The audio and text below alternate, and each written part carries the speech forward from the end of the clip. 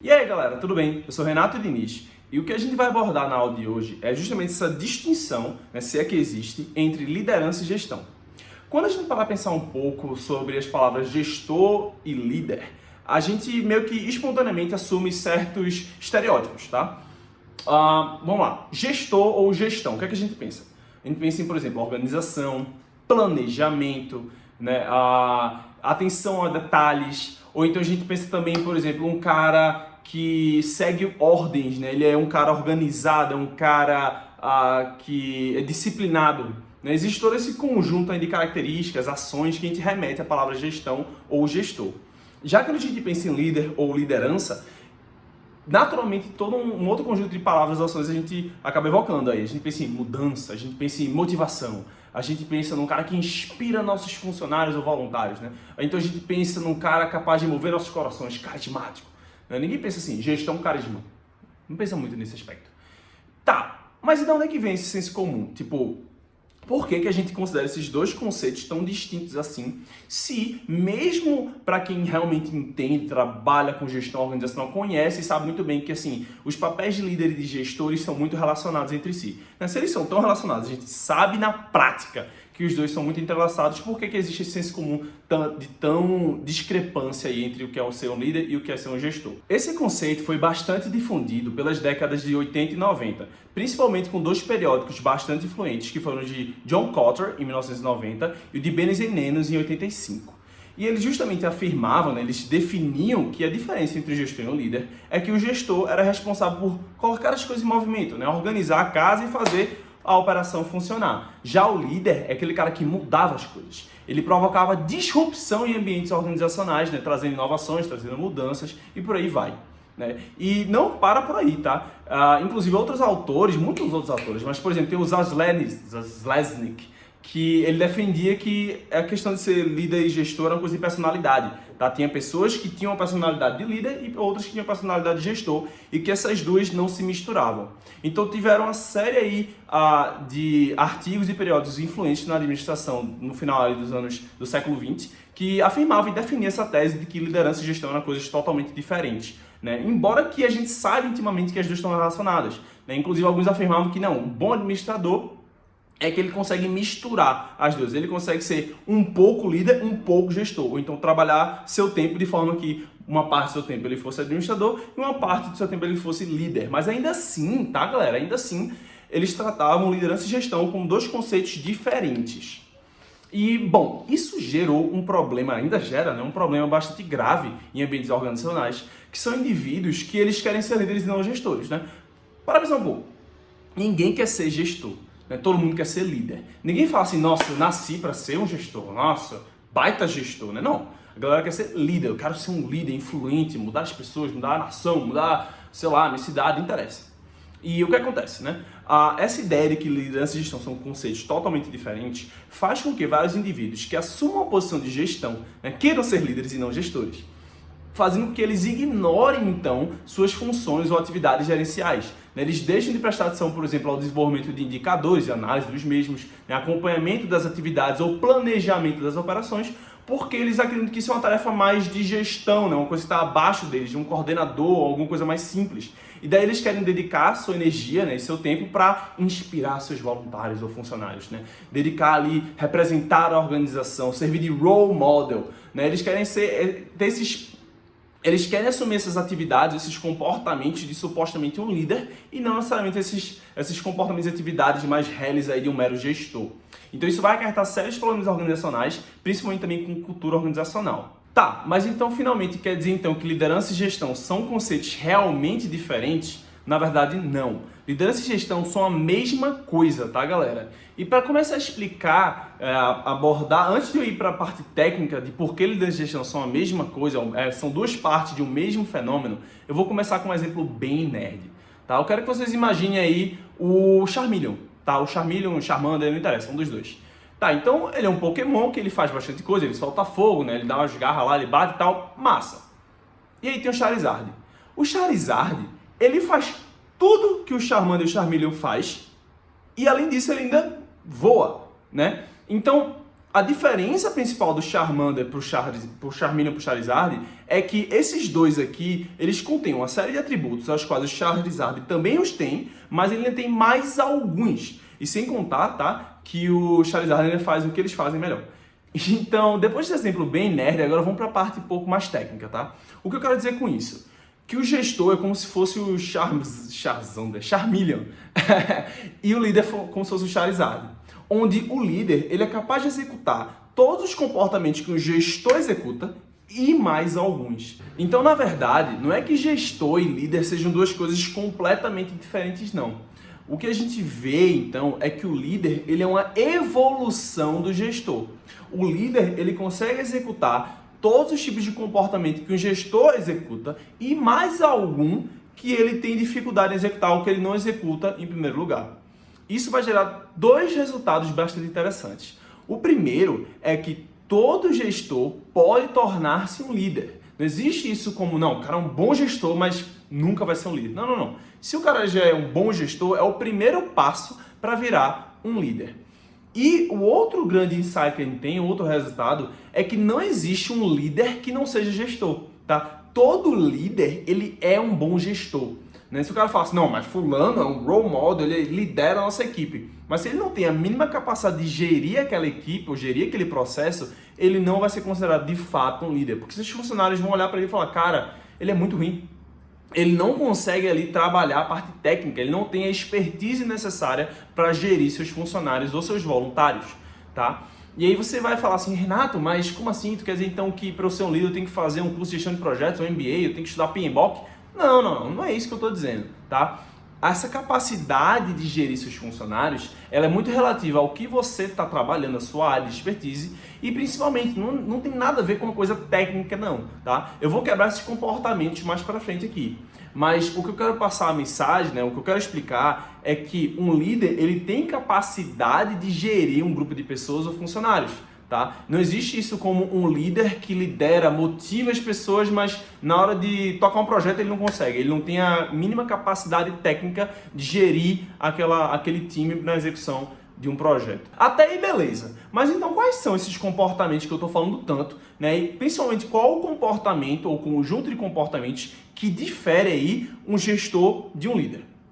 As teorias comportamentais de liderança que se iniciaram lá pelas décadas de 40 e 50 que foram principalmente desenvolvidas pelas escolas de Michigan, Ohio e pelos estudos de Blake e Milton, elas decifraram aí, decodificaram 3 metacomportamentos de liderança. Esses 3 metacomportamentos são os comportamentos orientados à tarefa, os comportamentos orientados a relacionamento e os comportamentos orientados a mudanças.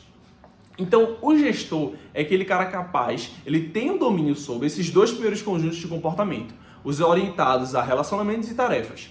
Esses 2 metacomportamentos, o que é que eles querem dizer, tá? O conjunto de comportamentos orientados à tarefa é aquele relacionado às atividades, a eficácia de você como gestor conseguir tocar um projeto ou tocar um processo, tá? Então eles vão incluir, por exemplo, o planejamento das atividades, ou então o planejamento do processo. Ele vai incluir, por exemplo, também você conseguir comunicar e explicar muito bem qual é a função do funcionário, qual é a atividade que ele tem que fazer. Né? Você esclarecer muito bem aí quais são as atribuições de cada funcionário ou voluntário mediante um projeto ou um processo. E finalmente, mas não é exaustante, estou citando só 3, mas você pode listar aí infinitos comportamentos diferentes. Mas você tem aí também a supervisão das atividades, né? Você conseguir identificar um problema antes de que ele surja. Isso é uma das principais vantagens de você ter um monitoramento adequado das atividades do seu funcionário. Então você pode fazer isso pela criação e desenvolvimento de KPIs. Você pode até perguntar para ele diretamente, né? Buscar ali uma análise por via terceiros, né? Perguntar para outros funcionários, outros setores, como é que está o desempenho dos seus funcionários. Tem mais de uma forma de você fazer isso aí, tá? Isso é uma classe de comportamentos que agrega vários outros comportamentos mais específicos. Então, esse conjunto de comportamentos orientados às tarefas é justamente o que torna um gestor efetivo em seu trabalho. É ele que, de fato, faz a coisa acontecer, é a parte técnica da gestão.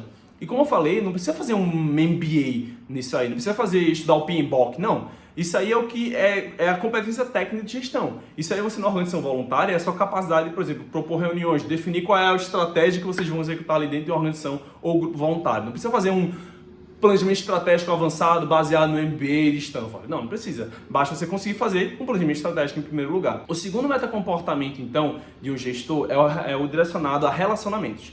E o que é que esse conjunto de metacomportamentos quer dizer? É justamente a capacidade de um líder ou de um gestor de cuidar de seus funcionários. Então, se a gente fosse traduzir esse metacomportamento, seria, por exemplo, você dar o apoio emocional aos seus funcionários. Saber se eles estão felizes, saber se eles estão tristes, saber se aconteceu alguma coisa específica na vida deles. Você conhecer ali traços de personalidade específicos de cada funcionário seu. Ou então eventos específicos, ele vai casar daqui a 6 meses. Então você já sabe que daqui a 4 meses ele vai começar a entrar naqueles processos de casamento, organizar a festa e tal. Na verdade, bem antes, né? Mas enfim... então você vai ter que tomar uma atenção redobrada. Vai passar uma tarefa para ele durante o final de semana, né? Porque aí ele vai ter problemas de lidar com essa tarefa. Então, são pequenos conjuntos de comportamentos que buscam compreender melhor e dar suporte emocional ao seu funcionário ou voluntário. Outro conjunto de comportamentos que estão dentro desse guarda-chuva aí de relacionamentos são, por exemplo, os comportamentos orientados a reconhecimento das atividades. Então, quando o funcionário faz alguma coisa bacana, reconhece ele, né? Isso não precisa dar uma medalha ou um evento, basta falar para ele, pô, cara, você fez um bom trabalho, né? Poxa, você se garantiu aqui, fez um bom projeto, mandou bem. E quando ele errar, também não tem problema. Chega lá e fala, pô, cara, errou, mas assim, acontece, eu vi teu esforço, valeu a pena, parabéns, tá? Um outro também importante comportamento dentro desse guarda-chuva aí de metacomportamentos relacionados a relacionamentos é você desenvolver o seu funcionário. Isso aí você faz por mentoria, coach, né? Treinamentos que são formais ou informais. Inclusive, né, vou dar um sneak peek aí de uma futura aula, que a maior parte dos treinamentos dentro de uma organização acontece de forma informal, entre o seu gestor e o funcionário. Não é aquele seminário que a organização prepara, né, todo mês, uma semana lá, cada 6 meses. Não. A maior parte, né, a maior fatia dos volumes de treinamentos que funcionários recebem dentro de organizações são de forma informal pelos seus gestores, tá? Quando o gestor é bom, né? Quando o gestor não é bom, paciência. Então, esses dois conjuntos de metacomportamentos, orientados a tarefas e orientado a relacionamentos, são o que definem, então, o trabalho de um gestor, aquele bom gestor. E aí, para pensar um pouco, né? Imagine que você tem um chefe, um gestor, que ele é competente. Ele tem expertise técnica para fazer suas atividades de trabalho, ele faz tudo com clareza, ele explica as suas atividades, ele tem um planejamento estratégico bom, ele faz o controle de suas atividades de modo que ele consegue identificar um problema antes que ele surja, um problema grave, por exemplo. E além de tudo isso, ele cuida de você. Ele dá apoio emocional, ele entende suas dores, seus medos, seus fracassos, para onde você quer ir do ponto de vista de carreira, de profissional, né? Ele busca o seu desenvolvimento, ele dá treinamento, ele dá mentoria, dá coaching, ele reconhece. Cara, isso é um chefe da porra. Isso é um gestorzão, né? Quem não gostaria de ter um chefe como esse? Então, você conseguir ter o domínio desses dois conjuntos de metacomportamentos já faz você um baita gestor. E não tem nenhum problema com relação a isso, tá? Não é pra achar que, nossa, ser um gestor é algo ruim, né? Eu querer ser um líder. Não. Você ser um gestor já é muito bom. E é um passo muito importante e grande na jornada de você ser um líder competente. E qual é a diferença então, né? O líder, ele tem um conjunto de metacomportamentos a mais, que são os comportamentos orientados a mudanças. Esse conjunto de metacomportamentos, ele busca então justamente provocar as disrupções no ambiente organizacional, né? Ele busca então, por exemplo, você mudar os processos organizacionais, você pegar um processo que está bom e evoluir ele de uma forma que ninguém esperava. Ou então você detectar, né, um momento de crise e atuar em cima dele, porque ninguém quer mudar numa crise. E muitas vezes até a gente tem que atuar antes que a crise surja. Você não pode esperar surgir um componente que vai esmagar a sua empresa para você mudar suas operações. Você já tem que buscar mudar suas operações antes. E quais seriam então esse conjunto de metacomportamentos? Os principais comportamentos aí dentro dessa metacategoria de comportamentos orientados a mudanças são você ter a capacidade de articular uma visão, né? Aí que entra então a questão do líder com a visão, né? Você tem que, galera, a gente tem que mudar e tem que mudar para tal caminho, não é que precisa mudar, né? O líder, para você indicar uma mudança, você tem que mostrar para onde você está indo, então para onde as pessoas queiram mudar em primeiro lugar. Um outro comportamento orientado aí a mudanças é você justamente a capacidade de você convencer as pessoas que a mudança é necessária. Como eu falei muito rapidamente agora, muitas vezes uma crise, alguma mudança iminente na organização, ela não acontece de forma muito espalhafatosa, né? Tipo assim, todo mundo sabe que tem uma mudança que tem que ter. Não. Muitas vezes é um líder que fica pressionando, né, dentro de uma organização, fala, galera, a gente precisa mudar, até que ele consegue convencer as pessoas, porque um processo de mudança é lento, vai ter uma aula específica sobre isso no futuro, E para isso eu preciso que tenha aí um defensor da causa de mudança, um cara que vai estar lá pressionando a galera, a gente precisa mudar e tal, vambora. Isso é papel do líder, né? O gestor ele não adota esses comportamentos, né? O líder é o cara que advoga mudanças no ambiente organizacional, até porque ninguém quer mudar, né? Outro comportamento orientado aí a mudanças pode ser também a análise de variáveis externas a uma organização. É você estar lá de olho, por exemplo, na concorrência. É você estar lá de olho, por exemplo, nos novos estudos que estão lançando, ou então nas novas notícias econômicas de um país, né, que o governo está lançando. É você estar de olho aí nessas variáveis externas à organização é muito importante e compõe aí um comportamento orientado a mudanças, que não necessariamente os gestores vão ter, mas o líder ele tem que adotar esse tipo de comportamento. E fazendo uma recapitulação de tudo que a gente está falando até aqui, né, não faz sentido a gente tratar um líder como um cara que não tem suas capacidades de gestão, que ele não consegue adotar esses metacomportamentos orientados à tarefa e orientados a relacionamentos, né? O líder é aquela figura completa que detém os 3 metacomportamentos. E aí você pode falar assim, Renato, até aí beleza, tal, fui convencido aí, realmente eu acho que um CEO de organização, um cara capaz de ser realmente aquele líder completo, um Steve Jobs, né, um Bill Gates, essa galera assim, um Jorge Paulo Lemann, essa galera aí realmente consegue adotar esses 3 metacomportamentos. Eu vejo isso aí, você falando eu consigo ver, mas eu não consigo ver, por exemplo, adotando isso um Gandhi da vida. Gandhi gestão, não consigo. Ou então um líder político, né? Ou então, sei lá, Martin Luther King, né? MLK, pô, como é que ele era um gestor? Eu acho que ele não tinha um MBA em projetos, né? Então vamos lá, eu fiz questão de dar uma olhada mais profundo, né? Muito mais do que aquela visão superficial na história de alguns desses líderes sociais. E eu quero trazer uma visão mais aprofundada de Martin Luther King. Tá? As pessoas, por exemplo, têm uma noção de que ele foi um líder social e ele movia as pessoas. E quando você dota assim, não, Martin Luther King foi um bom gestor, a galera meio que fronha assim, né? Gestor? Não, faz sentido isso que tá falando. Vamos lá. Quando a gente pega a Marcha de Birmingham, né, que foi um evento bem marcante durante o movimento dos direitos civis americanos no século XX, né, Martin Luther King estava por trás da maior parte dessas manifestações. Ele era, digamos assim, o líder principal, o organizador da coisa toda. E quando você pega para analisar essa história, você percebe vários comportamentos gerenciais de Martin Luther King. Tá? Eu vou dar alguns. Por exemplo, era sabido, né, que ele organizava protestos não violentos. Né? O objetivo, a polícia via, solava os cachorros, dava umas cacetadas lá, e ele tinha que treinar os seus voluntários que estavam lá no movimento social a não reagir. Porque é difícil, né? Quando você está andando lá na passeata pacífica, vê um policial com um cacetete na tua cara, não é tão simples assim você não reagir. Então ele já antecipou que não bastaria simplesmente organizar, liderar essa passeata, mas ele tinha que prover treinamento para essas pessoas interessadas em participar dessa passeata em primeiro lugar. Então ele organizou vários seminários, onde ele escolhia algumas pessoas para ensinar, dar aulas nos finais de semana para quem iria para o protesto. Isso meses antes do protesto acontecer. Então várias aulas, né, foram ocorrendo, vários treinamentos de preparação dos seus voluntários, dos seus manifestantes, para que eles chegassem no dia da manifestação e eles não reagissem ali à brutalidade policial, inclusive até às vezes os policiais soltavam cachorros. Então ele já teve uma atenção maior nessa parte técnica. Outra coisa também, outra situação interessante, foi que ele sabia que não necessariamente todos os comércios iriam adotar os protestos. Não todos os comércios iriam simplesmente fechar as portas. E daí ele mandou, né, junto com seus subordinados, ele mandou que eles catalogassem uma lista com todos os empresários, né, donos de comércio da região, da cidade de Birmingham, que poderiam ser apoiadores da causa e que fosse cada um consultar cada um deles, né, conversar, dialogar, né, e pedir aí que participassem do protesto. Então não foi simplesmente um líder que advogou, galera, vamos lá, vamos fechar. Não. Ele organizou, sistematizou, ele tratou com cautela todas as questões mais técnicas, mais gerenciais de como organizar um protesto, né? Posso testar outro exemplo, por exemplo, teve um caso que foi o seguinte, no dia que ele estava organizando o dia da marcha de Birmingham, ocorreu que as eleições da cidade, né, as eleições municipais da cidade iriam ser adiantadas. E aí, o que rolou? Quando a data da eleição mudou, o protesto ia ficar muito perto da data da eleição. E aí, tinha um prefeito que era racista pra caralho, que ia concorrer à reeleição, e tinha um outro cara, que era o concorrente, que também era menos racista, mas ainda era racista, ainda não era totalmente a favor dessas marchas dos movimentos sociais.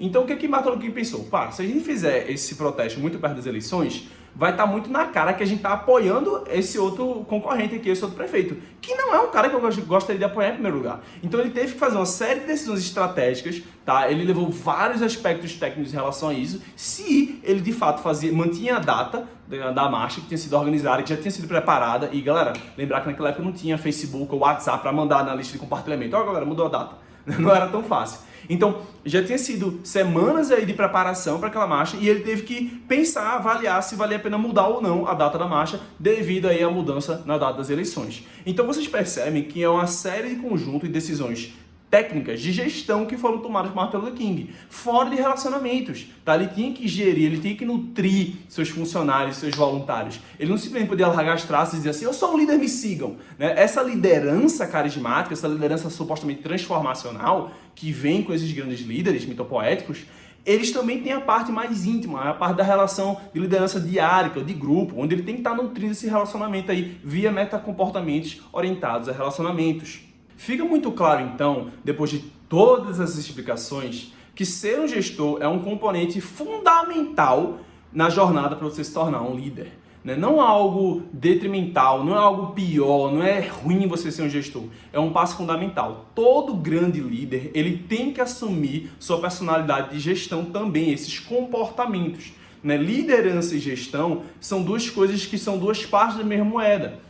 Ou melhor, o líder ele é uma evolução de um gestor. Então, para você ser um bom líder, você tem que ser um bom gestor, você tem que dominar os aspectos gerenciais, mais técnicos e também relacionados ao relacionamento com seus funcionários. Não tem como escapar, galera. Você não vai ser um líder se você tem uma boa oratória e for uma pessoa carismática. Isso não é o que significa ser um líder. Ser um líder significa que você tem as aptidões, as competências técnicas e gerenciais para você tocar as partes mais técnicas da atividade, cuidar das pessoas que vão executar essa atividade com você e daí provocar mudanças organizacionais ou mudanças sociais. É isso que compõe os principais metacomportamentos de liderança.